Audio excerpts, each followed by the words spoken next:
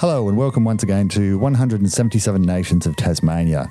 It would be hard to do a podcast episode that fully encapsulates even one of the many issues raised when you talk about the state of Israel. And that's a task well beyond the scope of this podcast. I'm here to bring you the personal journey of Israeli-born, now Australian citizen, Oren, who now resides in Tasmania. But every personal story is in its way also the story of a place, a time, a context. And Oren's journey has had some pretty key life-changing moments, not least his experience of compulsory military service in Israel and the complex personal anxieties and questions that raised. It was to some extent music that brought Oren to Australia, coming as a student to study audio production in Melbourne.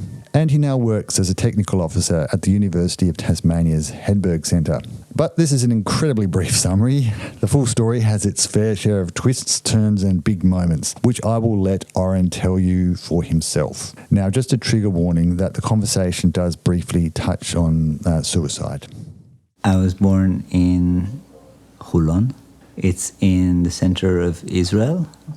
And for the first 6 years of my life, I lived in Bat Yam, which is a coastal city, part of the greater Tel Aviv area.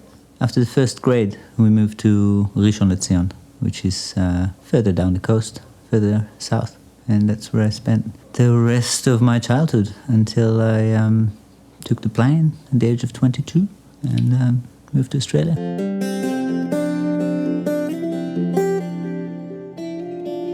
So what do you remember from your childhood?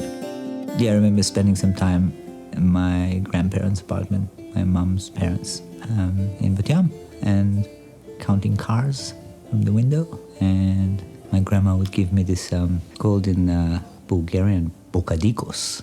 It's like when you dip some soft bread into sardines with sardine juice with lemon.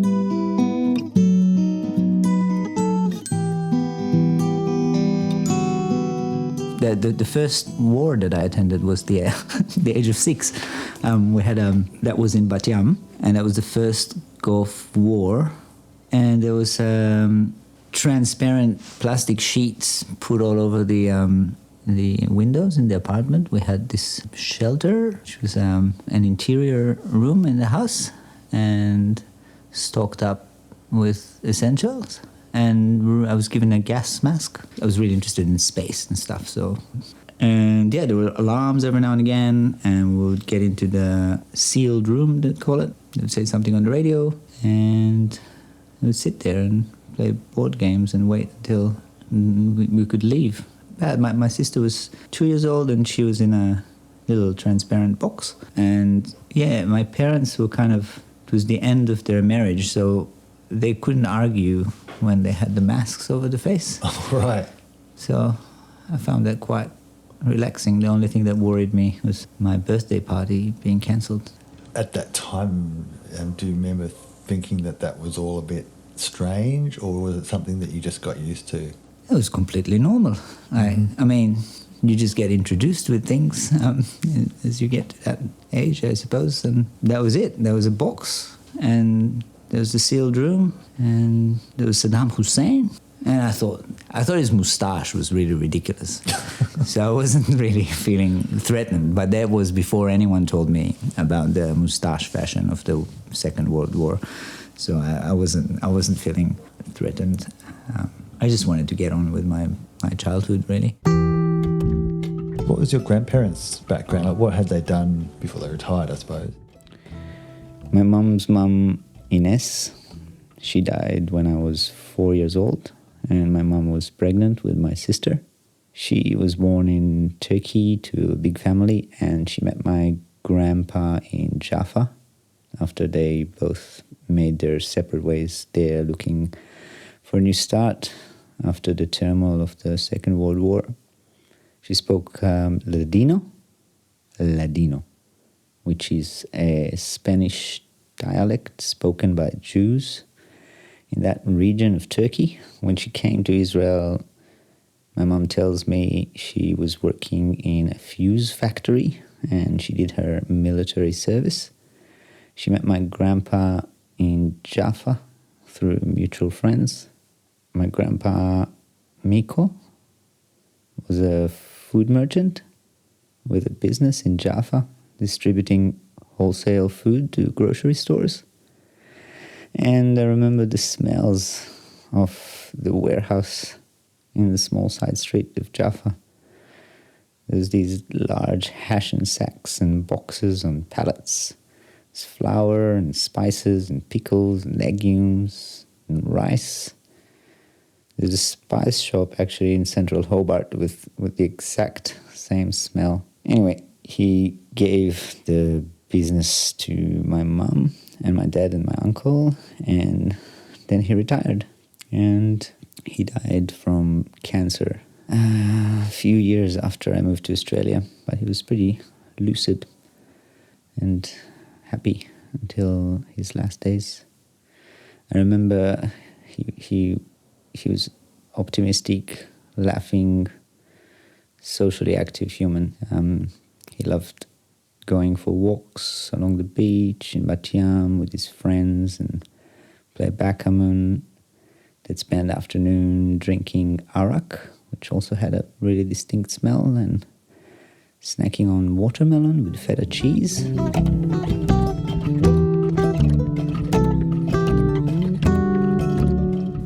On my dad's side, both grandparents were born in Bulgaria, and they made it to Israel with hopes for a better future as well. They started, I think, in Tel Aviv and stayed there for most of the time. They both had middle-class office jobs in insurance company or something. Yeah, my grandpa taught me how to play chess, and he loved music, and he gave me a cassette of Peter and the Wolf and the Nutcracker, and I used to listen to that a lot when I was a child. He loved traveling and listening to music and complaining about politics and complaining in general, especially about just random stuff, like his wife, my grandma Matilda. She copped a lot of that abuse and complaining, and she was just trying to please him. I remember how hard it was for me to see those things when I was young at family dinners. I loved her food and I loved spending time with her in the kitchen, just me and her. But I didn't like going to the family gatherings because there would be arguments and yelling around the table, and it was quite unpleasant. It was almost the complete opposite to the gatherings with my mom's side of the family. And my grandpa died from dementia after a long and painful battle. There was also a while after I moved to Australia. What kind of neighbourhood was it where you lived as a child? So it was suburban streets, but not like private homes. It was, 3 or 4 stories, kind of dilapidated apartments. It was fairly close to the beach. We'd play marbles in the parking lot. My mom was a bit worried because there was this neighbor and he was walking around with a knife and a pony as a child, and she was like, "Oh, his parents are criminals," and she wasn't very happy. From like the neighborhood had a bit of a vibe that she picked up. What about high school? What was that like? And was there anything that you were particularly good at high school? I was good at being a troublemaker. Oh, really? Yeah, I just feel, when I look at it today, I just feel sorry for my mom. Like, she was just trying to set some boundaries. So it went kind of from basketball to athletics. I was kind of into capoeira, and then started to hang out with some shady characters that was smoking outside the school. And I was still going to athletics, but started to get into all sorts of questionable music. Questionable in what sense, or questionable for whom, perhaps? Well, I guess the neighbors, the rabbi, the rabbi in a synagogue where I was doing my bar mitzvah, which I didn't want to do, and I was just doing it because I was told that everyone does it, and you need to do it as well. And the rabbi told me in the synagogue that I have to cut my hair and stop listening to music that I don't want to, that will get me to hell or whatever, and I just want to get out of there.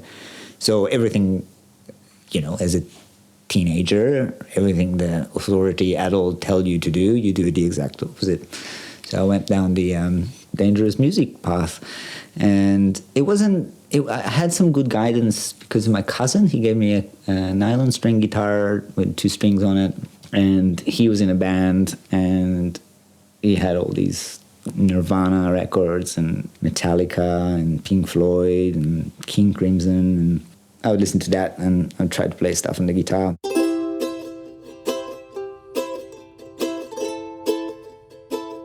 That was kind of transition, very confused transition, puberty until the end of high school. But high school was magic. I loved high school. It was again kind of a new group of people. Nadav was still there. Hezi was in a different class. Nadav was playing drums, and we had a really tight group of theater and music students. And because my mom's apartment was very close to the bus station, everyone would hang out at my place all the time. And that's what I think, that's part of the things that made my mom really happy, because when I told her I'm going to go and I want to try and get into music in high school, she kind of made a bit of a face, but she was like, okay, whatever you want, whatever makes you happy, as long as you don't hurt other people, hurt yourself. And she accepted it. And that came back to give her a lot of joy. She would love having people around playing music and singing and just hanging out and eating and just filling the house with life.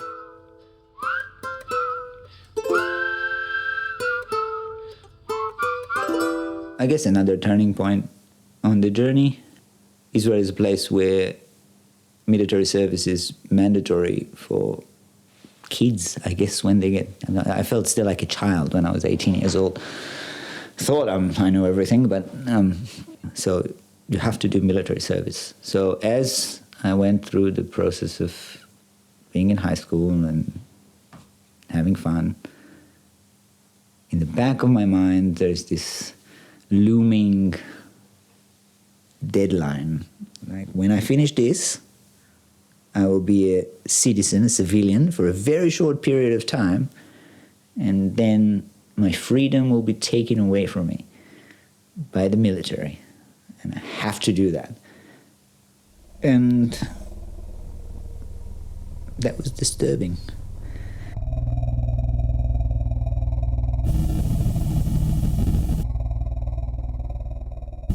I think that a few things influenced the way things rolled over the high school period.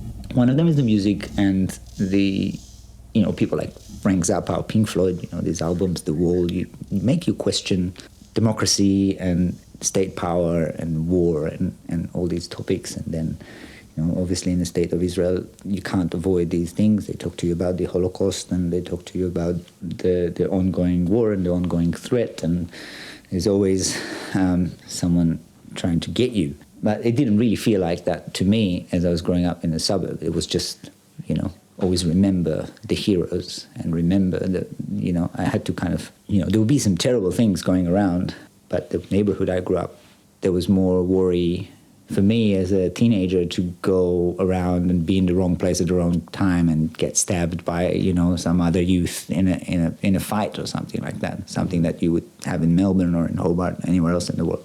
But then slowly, this whole thing about the army and what it means, and so music made me question that, and then there was Keren, who was then my girlfriend for a little while, who came to her school. She was in uniform. She was from the education sector of the army, and she was going there pretty much to check who is going to be the next pilot and who really needs some help, and sussing out and trying to help people like me with our queries, and that ended up in romance. But she was amazing because she was very helpful in navigating those questions, because I was pretty determined that I'm not interested in violence and I don't want to hurt anyone, and I just don't want to do it. I don't want to be forced to take part in a conflict I don't understand and attack people I've never met. And it just seemed like such a bizarre thing. There's a lot of pressure from everyone else because people tell you, oh, if you're not going to do the army, no one's going to give you a job, and you acquire skills in the army, and if you don't do it for the country, at least do it for yourself, and all these things.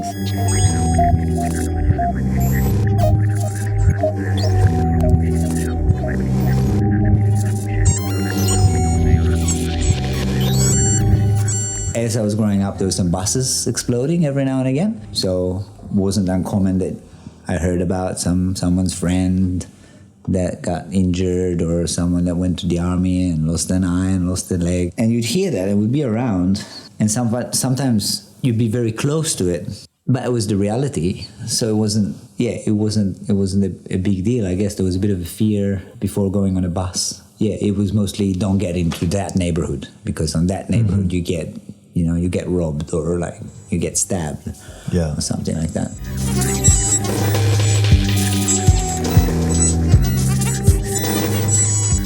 And then there was a car accident when I was 17 with my own car, my first car. And I was driving to a friend in the middle of the night, as you do as a 17-year-old. I was going through a green light in an intersection, and someone crossed a red light and hit almost in the driver's side, but just missed the driver's side, so I just spun around in the intersection for a little bit, and then the person fled, and I stayed in that intersection until rescued by paramedics. Not rescued, but I was unconscious for a little bit and came back up, and the ambulance was there, and there was a little bit of an aha moment, because all these thoughts were going through my head. Well, after a few days, it was this feeling of, understanding that I have so little control over my life, and the vehicle is a thing that is designed as technology that's designed to get me from A to B safely. And I almost died. And now they're asking me to carry a gun, a technology that is designed to kill people, or protect them, however you want to look at it. And I was just not having that, because that seems like way too much of a risk. During the high school time, I think when I was 16, they do some medical tests and they assign some profile to you. And then, so I went and contacted them and said, I had a car accident, can I please go through the checks again?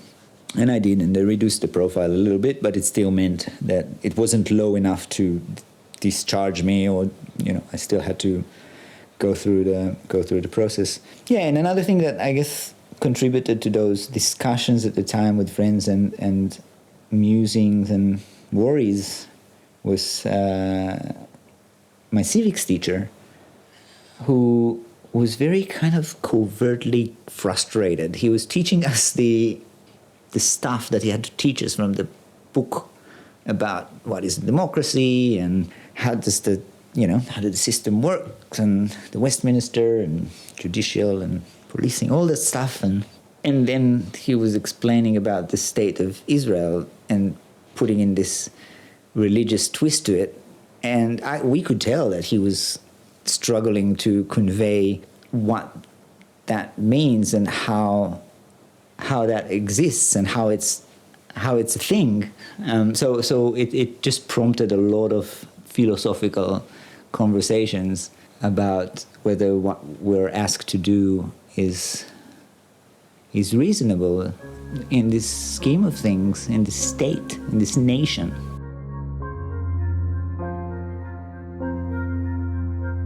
So in the end, I took Karen's advice, and to please my parents as well, I guess.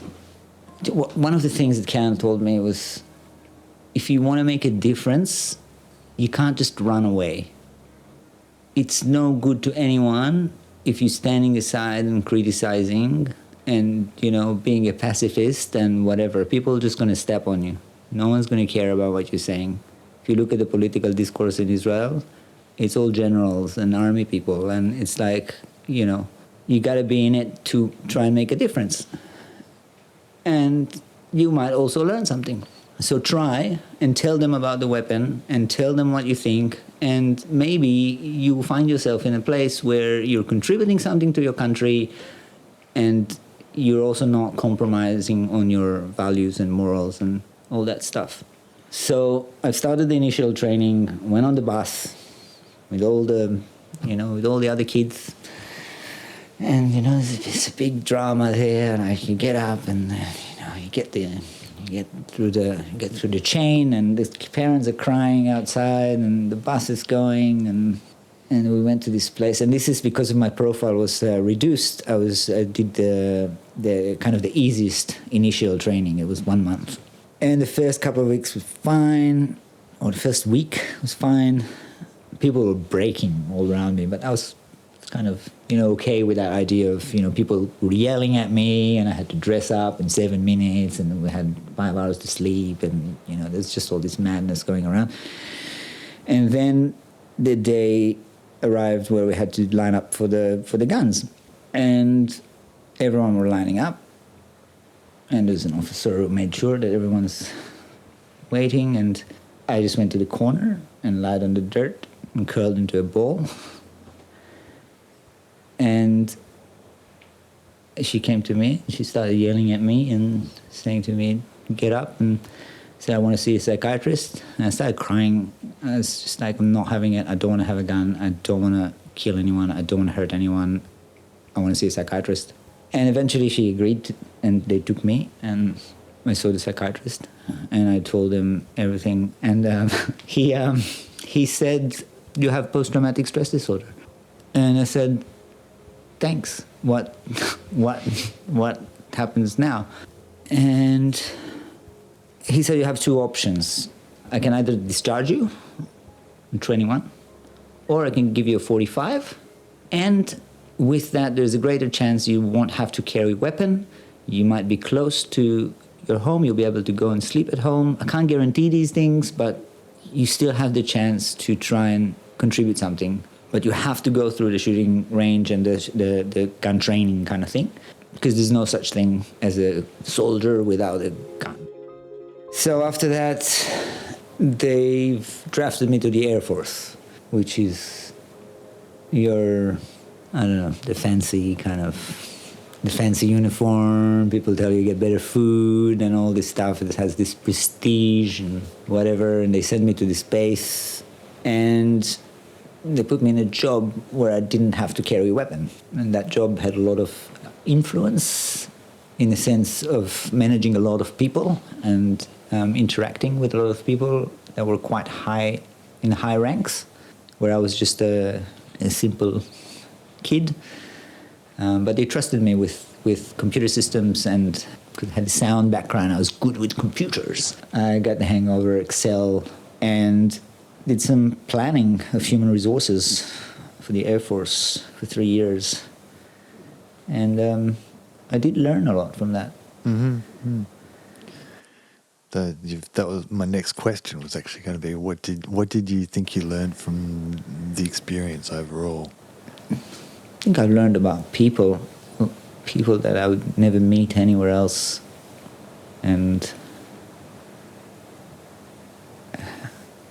how to listen to people, and how to try and be transparent and earn people's trust. So learning about people and skills that are useful just in life, like planning and people management and time management and patience. 3 years. I hated every day I had to wear these uniforms, even though I got some satisfaction from the actual work that I was doing and good feedback from people who saw the work that I was doing. I wanted to do other things. So I had to endure those 3 years. And now I feel ashamed, because I realized that the damage an 18-year-old can do with a gun is smaller than the damage you can do with an Excel spreadsheet. Because to make that gun, you need to have factories and trucks and assembly lines and management and logistics and all these things that creates an industry.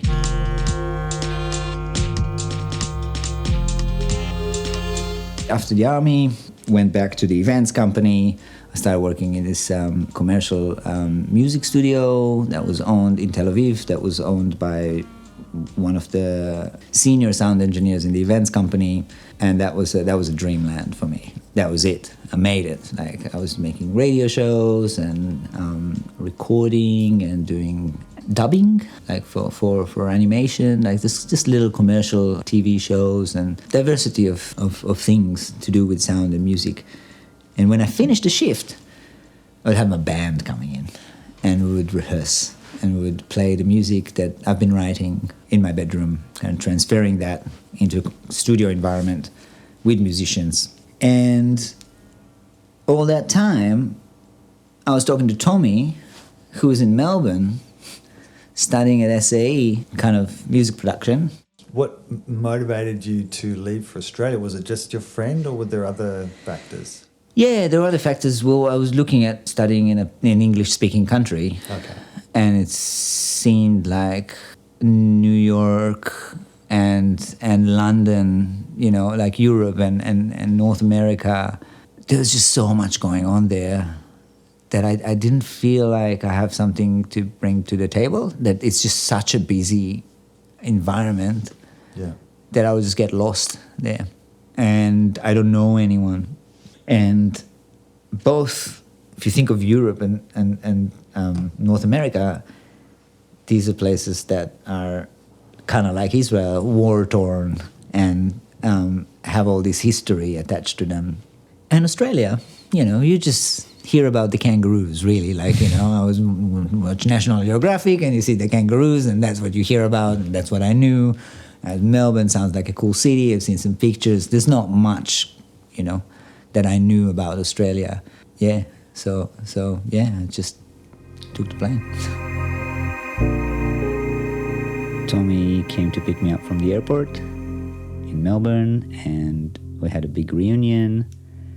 And after a few weeks, we moved to Brunswick, and I started studying, and we started a film festival in Melbourne that was really successful. I could barely pronounce my own name at the time, but I got interviewed for radio stations and newspapers about this festival.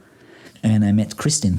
Kristin was Australian from WA, from Katanning originally, who lived with Tommy and I in that house in Brunswick. And we got together. I decided not to do the second year at SAE. I applied to 2 years, and Kristin and I started going through a partner visa process. So we moved out of Brunswick to the city, corner of Swanston and Collins, the Capitol building. It's few of Melbourne's a one-bedroom apartment. I started working at the Melbourne Museum as a tech. Okay. And then I found a job at the Wheeler Centre for books, writing and ideas in the State Library of Victoria. And that was one of the best jobs I've ever had in my life. So that was almost like paid university. I would sit there, I was the technical coordinator, and I would sit there and I would interact with these people, international from Australia, like prime ministers and media people and movie stars, and they would just come and do talks. There was a program of 250 talks a year. So every night there was cameras and microphones, and I would explain to people about the technical procedures, record the talks and coordinate technical production elements, and just sit there and listen to all these amazing people, read lots of books, and going through this process with Kristin. It was like a four-year process. We were together for 6 years. We had a business together.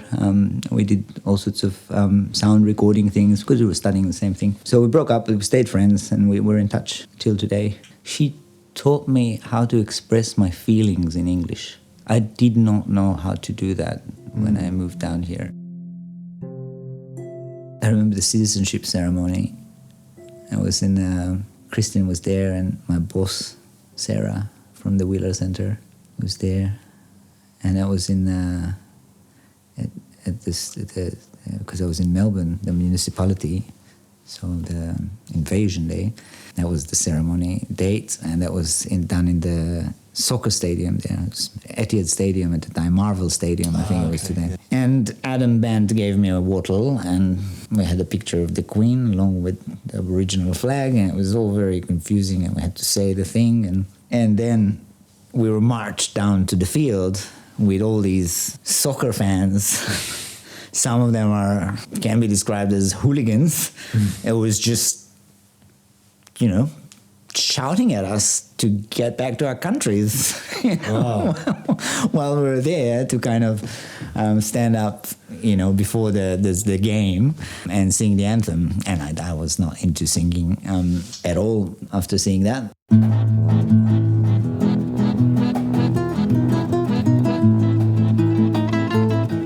Yeah, I was in Melbourne for 12 years, 10 of them in an apartment on Swanston Street, looking at the CBD, working in all kinds of jobs. And after the Wheeler Centre, I started working at the ABC as a sound engineer, and then started doing all these festival work as production manager. So what led to the move to Tassie? A sequence of events that happened over years that made me think that I need to leave the city and see something different. Because I think in Melbourne at some point I realized that cities are cities. Once I felt at home on Swanston Street and Collins Street at the Capitol building in the middle of Melbourne, I realized that I can stay there and die there, and just seeing concrete in front of my face all the time. I like that view of getting up in the morning and seeing the city.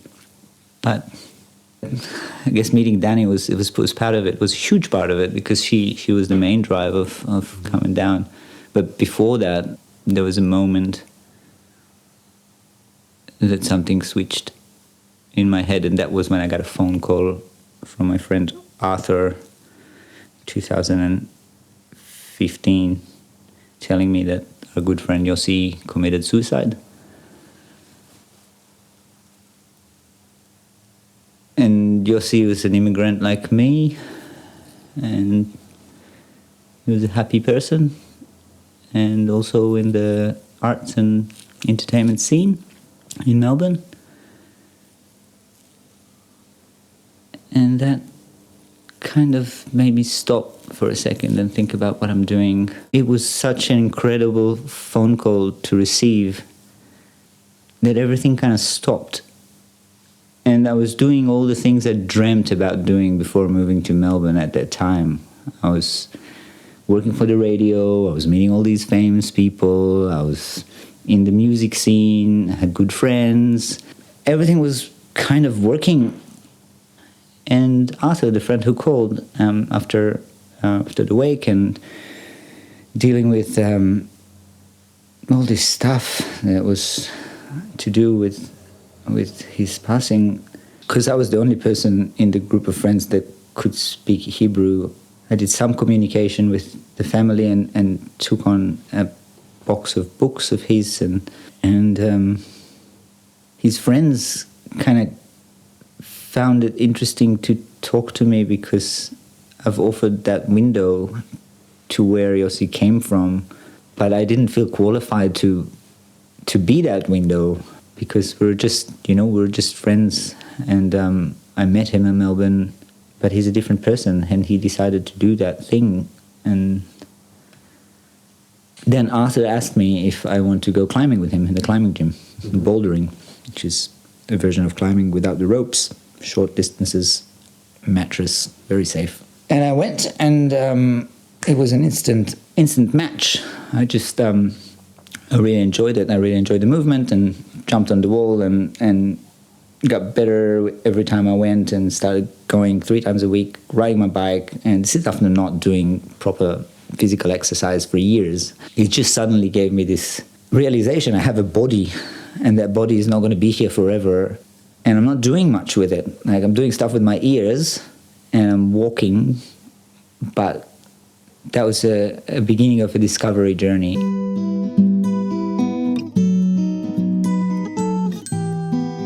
I met Danny at the climbing gym, and she was at the pointy end of her PhD in biology, and she asked me, do I want to come and climb ropes with her? And I said, are you crazy? It's dangerous. What's wrong with this? It's bouldering. It's like a few meters, you've got a mat, no ropes, it's fine. No, come, it's fun. So I went with her, and she, as a German, you can imagine the jokes there. Like before I get onto the rope, then the German is holding the Jew on the on the climbing rope. I was quite nervous there, and we connected. We got to know each other. I was seeing someone else, and then I didn't see her for a year.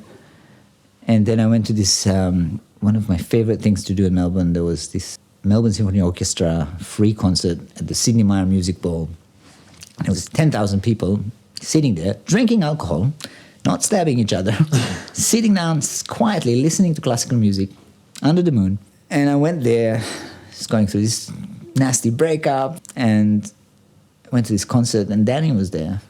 And we sat down together and watched the rest of the concert. And from there, it was we started going out. The first 6 months, we went on to a few trips and kind of got a bit more, I guess, used to the idea of being in nature. It was such a foreign thing for me.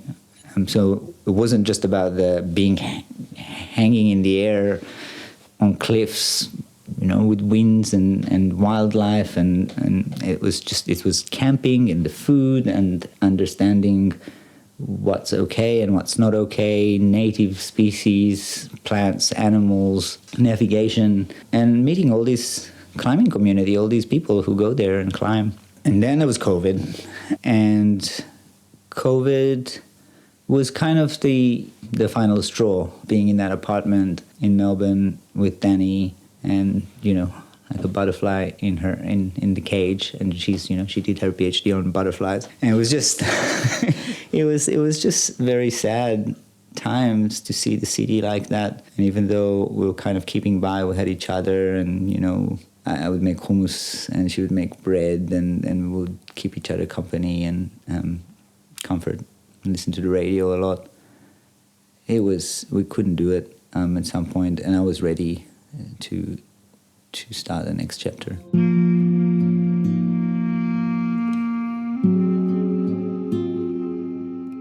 In some ways, moving to Tasmania from Melbourne is a more radical move than moving from Tel Aviv to Melbourne, because a city is a city and it's a cosmopolitan place, and if you have a little bit of an accent, whether you're in Tel Aviv or in Melbourne, it doesn't really matter. Like, you're just part of the crowd, part of the rat race. But over here, people hear the accent and they're like waiting to hear your life stories and give you zucchinis. The first 8 months, it was just amazing, because we were on the farm and we were working for the rent. So we had a lot of time, and the owners were pretty flexible with us, because we're not the kind of usual backpackers that come for a month and, don't really know what to do. Well, I didn't really know what I'm doing, but Danny has all this experience, so she was pretty useful. And I could do some weeding, I guess, hang out with the kids. Yeah, so we've done a lot of climbing here and a lot of hiking, and went on to these places that are just magical. We're sitting here in my living room and I'm looking at this map of geology of Tasmania, and I can't tell you half of what it means, but it's just so colorful, and with all these different types of rock that are there, and all these different landscapes. And I guess in Melbourne, it took 4 hours to get to a mountain range, and you can't really do much except being in that mountain range until you come back. And here we had these beautiful days when we're freezing on Kunani, belaying each other, and then we get off the mountain and drive straight to the beach, and it's 25 degrees.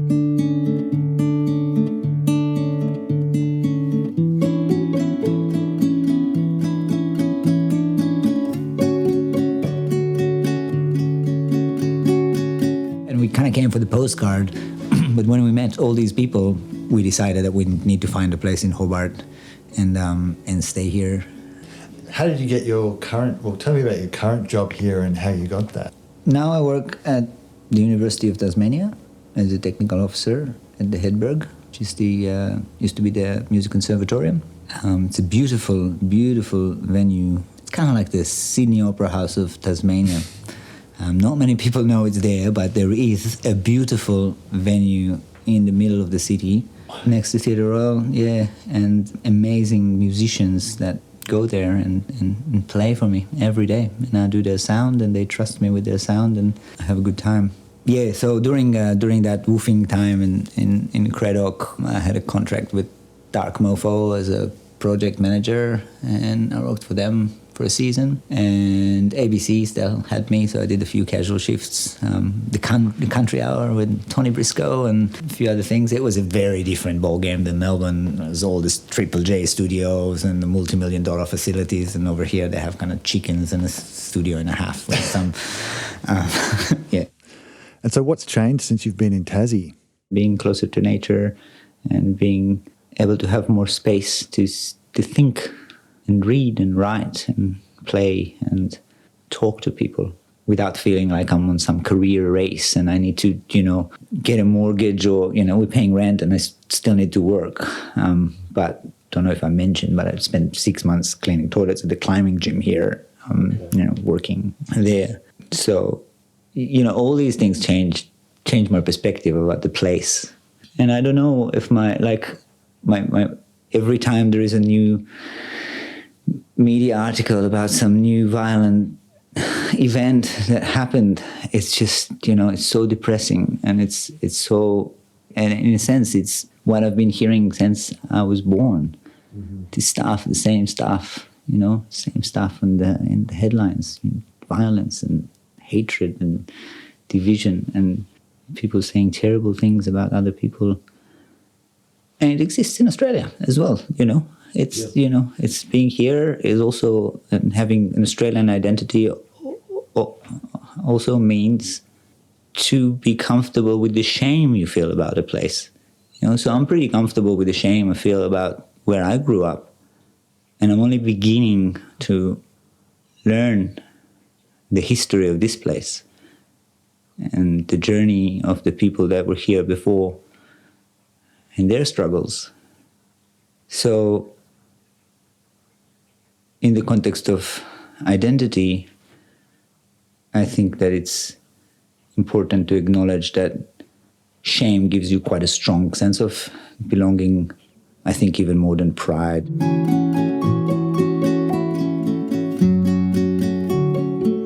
I guess my perspective is made out of the conversations I'm having with my family and friends, stuff I read in the media, and the narratives and perspectives of other Australians and people I meet here. And my perspective changed. I don't know if it changed. I think it's just a little bit more mature, maybe, but also maybe can be fleshed out a little bit more because there is space and to talk about these things. And I feel like people are quite curious and generous with their time. And yeah, I rarely feel like I'm being judged, or when people ask me about it, I feel like it comes from curiosity.